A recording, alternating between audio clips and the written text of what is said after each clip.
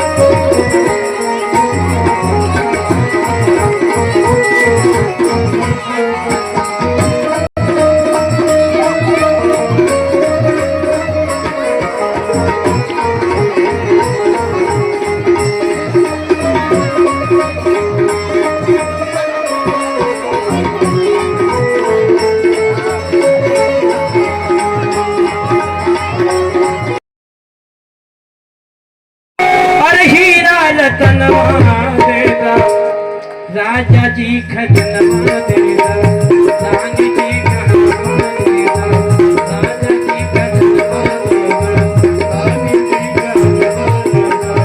बाजी नाम जीरा ऐसे, बाजी नाम जीरा ऐसे, हीरा खजनवा देगा, राजा जी खजनवा देगा, रानी जी कहनवा देगा, राजा जी खजनवा